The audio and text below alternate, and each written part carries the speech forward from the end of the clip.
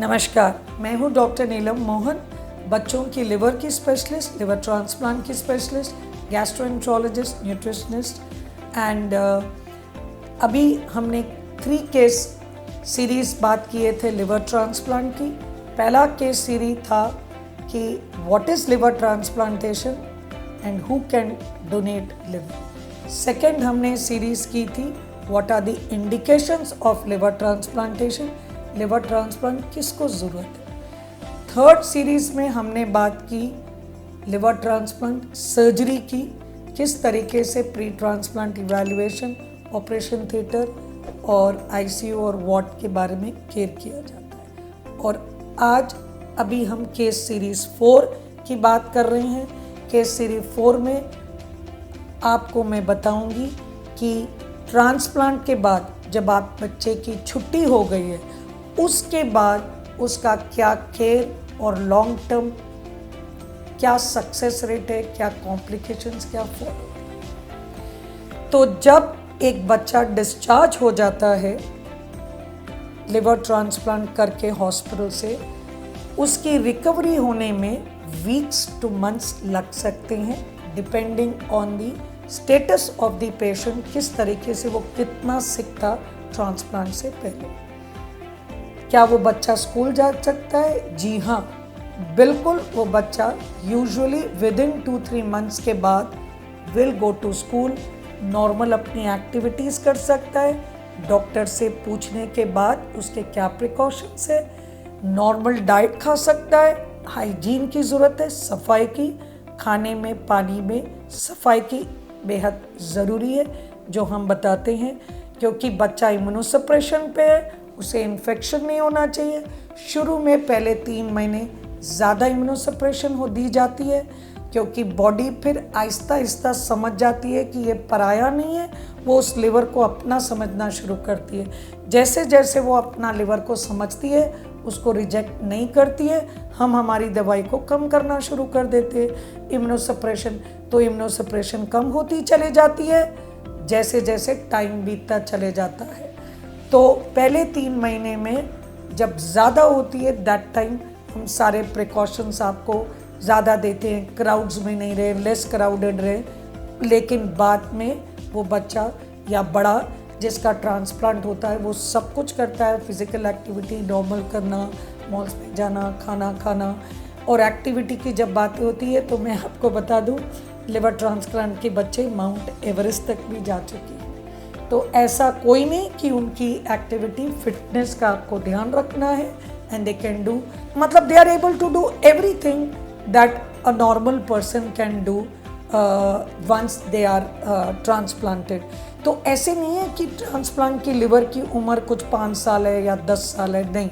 हाँ, कभी कभी किडनी में हम सुनते हैं कि लाइफ शॉर्ट होती है, लेकिन लिवर एक बेटर ऑर्गन है, उसमें एक बार अडेप्टेबिलिटी आ जाए तो लिटरेचर में और ये जो long term first liver transplant हुआ था 1969 में, जो सक्सेसफुल ट्रांसप्लांट हुआ था। तो अगर मैं तब की बात करूं तब सक्सेस कम हुआ करता था क्योंकि दवाइयाँ इतनी अच्छी नहीं हुआ करती थी। अब आजकल इम्यूनोसप्रेशंस बहुत अच्छी हैं, तकनीक ट्रांसप्लांट की बहुत अच्छी हो चुकी है, केयर ट्रांसप्लांट का बहुत अच्छा हो चुका है पोस्ट। तो अभी जो ओवरऑल सक्सेस रेट दिया जाता है वो लॉन्ग टर्म में भी 85% से ज़्यादा है। Immediate success rate can be as high as 95% और उसके बाद 5 to 10% can have complications and that's why long term care in good centres is 85%। जब बात होती है गुड सेंटर का, मेरा क्या मतलब था? देखिए, लिवर ट्रांसप्लांट एक बहुत कॉम्प्लिकेटेड सर्जरी है। ये सर्जरी एक कोई भी बड़ा हॉस्पिटल में नहीं हो सकता है। ये एक सर्जरी उन्हीं हॉस्पिटल्स में हो सकती है जिसमें हम टर्शरी और क्वाटरनरी केयर की बात करते हैं, क्योंकि इसमें एक मल्टी डिसिप्लिनरी टीम की ज़रूरत है। ना ही वो सर्जन, चाहे वो हेपेटोलॉजिस्ट हो, चाहे वो एनेस्थेटिस्ट हो, चाहे वो इंटेंसिविस्ट हो, बात सिर्फ उन्हीं तक लिमिटेड नहीं है। जो फैसिलिटी हो, क्या आपकी आईसीयू केयर फैसिलिटी, किस तरीके से वो केयर जो अंदर पॉजिटिव प्रेशर्स हम कहते हैं कि किस तरीके से रूम्स में केयर होना चाहिए, कैसे आपकी नर्सिंग केयर है। जैसे हमारे सिस्टम में मैं जहाँ काम करती हूँ वहाँ पर मैं मेदांता मेडिसिटी में ट्रांसप्लांट का सर्विस प्रोवाइड करती हूँ और पिछले 13 साल से मैं यहीं जुड़ी हुई हूँ। तो इसमें किस तरीके से वो केयर जैसे ब्लड बैंक की ज़रूरत हो गई, लैब्स की फैसिलिटी होगी, मैंने कोई टेस्ट किया तो वो किस तरीके से 10 मिनट से लेके आधे घंटे से लेके घंटे तक अगर मुझे उसकी रिपोर्ट की ज़रूरत है तो वो कैसे अवेलेबिलिटी होती है। किडनी की अगर मुझे कोई कॉम्प्लिकेशन है, डायलिसिस की ज़रूरत है, प्लाज्मा फेरेसिस की ज़रूरत है, तो ये सारी फैसिलिटीज़ की ज़रूरत होनी होती है। सिर्फ अगर मुझे उठा के आप प्लांट कर दें किसी एक जगह पे और कहें कि मैडम आप ट्रांसप्लांट कर दीजिए, तो इट इज़ नॉट पॉसिबल, क्योंकि एक सिस्टम, एक केयर, एक टीम, एक इंफ्रास्ट्रक्चर, वो सब की ज़रूरत होती है बेस्ट केयर देने के लिए, जिसके कारण हम कहते हैं कि you need the right facilities for transplant. तो जब हम बात करते हैं कि ट्रांसप्लांट आपका हो गया, complications, follow up is very important. ये नहीं कि हमने ट्रांसप्लांट किया और वो बच्चा चले जाए और आपको पता ही नहीं उसके बारे में क्या हो रहा है। मैं ये फ़ख्र से कह सकती हूँ कि अभी तक हमने 500 से ज़्यादा छोटे बच्चों के ट्रांसप्लांट किए और most of them follow up. और जो फॉलो अप केयर है मेरा, दैट इज़ माई USP, जिसमें हम देखते हैं उनकी फाइल्स बनी और उनका केयर। तो नेक्स्ट सवाल होता है कि भाई ये फॉलो अप केयर क्या है, इसको कैसे फॉलो करना चाहिए। तो नॉर्मली शुरू में ज़्यादा फॉलोअप की ज़रूरत पड़ती है, जैसे जैसे टाइम बीतता जाता है। फिर 3 मंथ्स में मैं कहती हूँ कि रेगुलर आपको वीकली है, फिर उसके बाद 1 महीना, 1.5 महीना, 2 महीना, 3 महीना, 4 महीना, 6 महीना, साल, इस तरीके से आपको फॉलोअप करना चाहिए। क्यों? क्योंकि कोई भी बीमारी हो, आपको ब्लड प्रेशर है, डायबिटीज़ है, थायराइड है, किडनी है, हार्ट है, क्या हमें प्रिवेंटिव केयर नहीं करना चाहिए? क्या हमें टेस्ट करके नहीं देखना चाहिए कि क्या वो थायराइड की डोज ठीक है, बीपी की दवाई चल रही है, डायबिटीज़, शुगर की?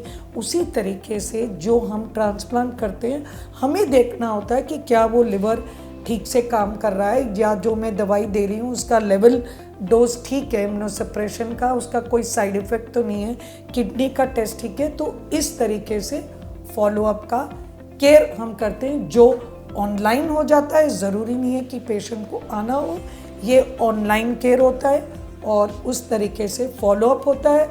और ये सब कुछ जो एक मन में आपके हैं कि बच्चा ये नहीं कर पाएगा, वो नहीं कर पाएगा, और भी आप सीरीज़ देखें, all this is possible post liver transplantation. जब हम इस पोस्ट ऑपरेटिव केयर और एक जर्नी और लॉन्ग टर्म केयर की बात कर रहे हैं, तो मैं ये बताना चाहूँगी कि एम्पैथी इज़ वेरी इम्पॉर्टेंट। उस डॉक्टर को भी उस फैमिली के साथ किस तरीके से उस फैमिली को समझे और कमिट करे, सिंसियरिटी, उसका डेडिकेशन, उसकी कमिटमेंट, उसका पैशन, ये सब बहुत इम्पॉर्टेंट होता है फैक्टर्स, जिससे कि उसका सक्सेस सही से हो। और long term care is also very important. It is not just surgery in a liver transplantation, it is long term care. लोग मुझे पूछते हैं क्या ये दवाई हमेशा चलेगी, तो मैं कहती हूँ हाँ, अभी तक हम ये कहते हैं कि मोस्ट ऑफ द कंडीशंस में वो इम्यूनोसप्रेशन लॉन्ग टर्म चलते हैं, लेकिन उनकी डोज बहुत कम होती चले जाती है और मॉनिटरिंग, जैसे मैंने बताया, 6 महीने, साल तक भी। लेकिन किसी किसी में टॉलरेंस आ जाती है। टॉलरेंस मीन्स वो लिवर दूसरे लिवर को पूरा ही अपना समझ लेता है। इस कंडीशन में इम्यूनोसप्रेशन की ज़रूरत नहीं रहती। एंड अब ट्रांसप्लांट ऐसे नहीं है कि लोग सोचते हैं कि पता नहीं काम करेंगे नहीं करेंगे।